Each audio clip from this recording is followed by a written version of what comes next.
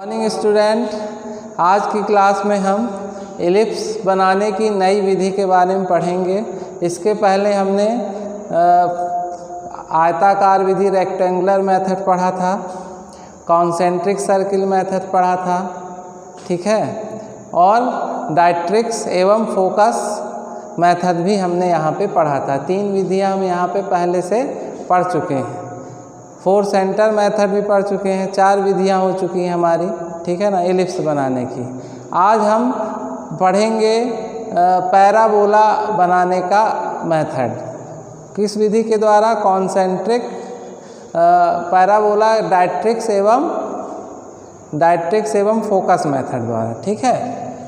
तो यहाँ एक क्वेश्चन हम लिखने जा रहे हैं, ड्रॉ पैराबोला, ऐसा भी लिख सकते हैं, the parabola, draw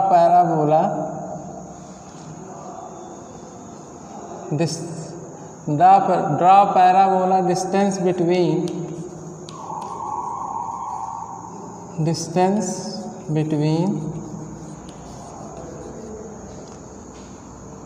distance between focus and directrix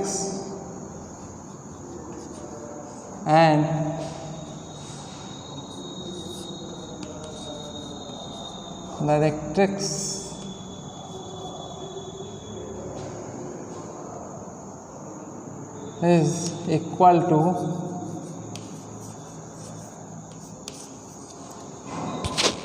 60 mm, and eccentricity is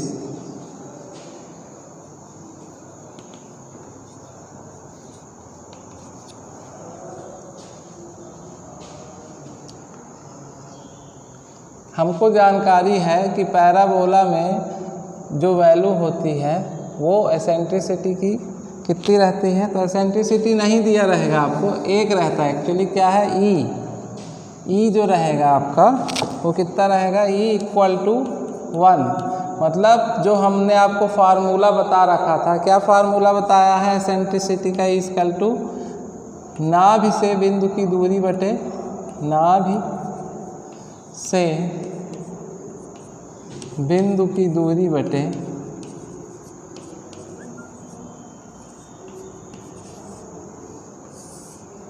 नियता से बिंदु की दूरी, नियता से बिंदु की दूरी,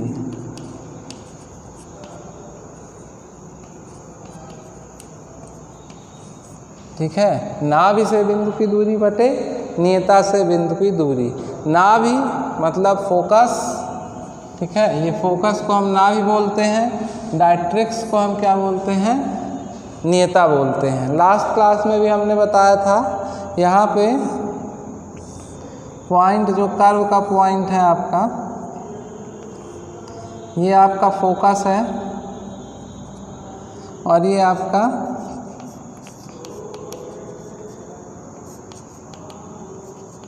डायट्रिक्स है, ठीक है ना, फोकस और डायट्रिक्स। और ये हमारा जो पॉइंट है ये बिंदु है। बिंदु से नाभि से बिंदु की दूरी और नियता से बिंदु की दूरी का जो रेशियो होता है, नियता से बिंदु की दूरी और नाभि से बिंदु की दूरी का जो रेशियो होता है उसको हम एसेंट्रिसिटी बोलते हैं। तो यहाँ पे ई बराबर क्या होता है, 1। किसके लिए?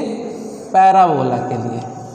मतलब ये तय है कि जो पॉइंट आएगा वो इक्वल होगा। मतलब अगर 60 mm यहाँ से यहाँ तक का डिस्टेंस है तो ये जो V पॉइंट होगा वो किस में आएगा, 30 पे आएगा, ठीक है ना। जैसे 2/2,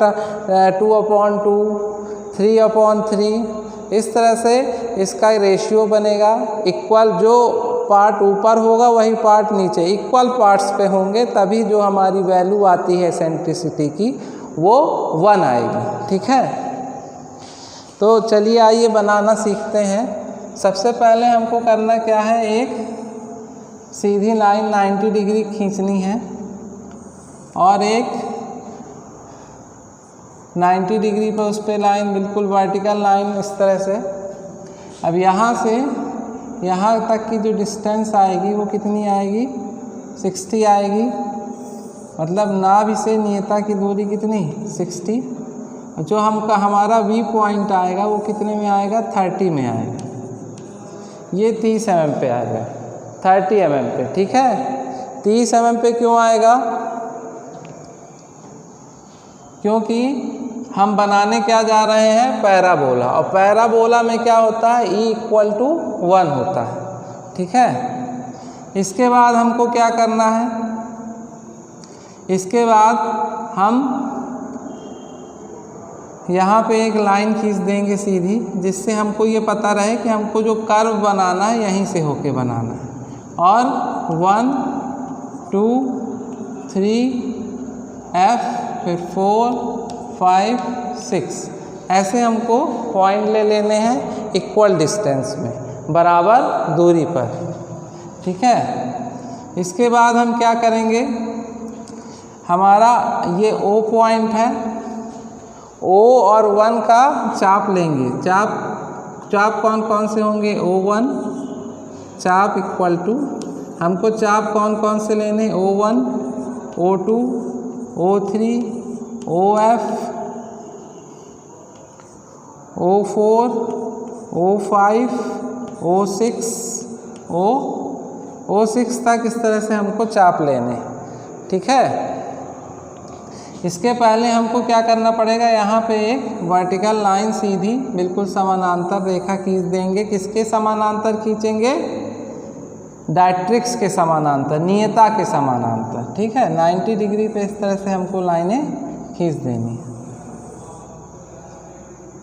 इसको आगे बढ़ते क्रम में खींचेंगे, जैसे जैसे आगे की तरफ जाती जाएंगी लाइन, वैसे वैसे हमको इसको आगे की तरफ खींचना है। ठीक है, अब हमारे पास चाप है O1, पहला चाप O1 कहाँ से रख के काटेंगे, केंद्र बिंदु क्या रहेगा, केंद्र हमारा रहेगा F, केंद्र हमारा क्या रहेगा F, फोकस से रख के काटेंगे। तो चाप क्या रहेगा, O1 F पे रखेंगे, ऊपर और नीचे हम इस पे चाप काट देंगे। इसी तरह से फिर F पे रखेंगे, दूसरा चाप लेंगे O2 का, O से 2 की डिस्टेंस का, और F से रखकर ऊपर और नीचे चाप को काट देंगे। इसी तरह से O3 का चाप लेंगे, F से रख के ऊपर और नीचे काटेंगे। फिर O4, फिर OF का, F से ही रख के ऊपर नीचे, 4 का, 5 का और 6 का। इस तरह से हमको चाप काटते जाना है। और चाप कहाँ से रख के काटेंगे, F से रख के काटेंगे।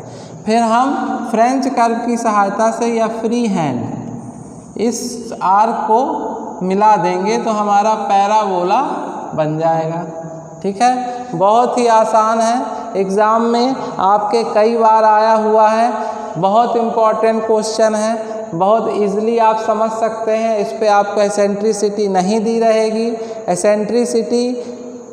दी रहेगी, आपको पहले से पता होना चाहिए कि E यहाँ पे 1 होता है, एसेंट्रिसिटी 1 के बराबर होती है। इसलिए जो हमारा पॉइंट आएगा वो फोकस से 30 mm की डिस्टेंस पर आएगा। ठीक है, आप बाकी चीज़ें अगर आपको नहीं समझ में आ रही आप रिवर्स करके पूछिए।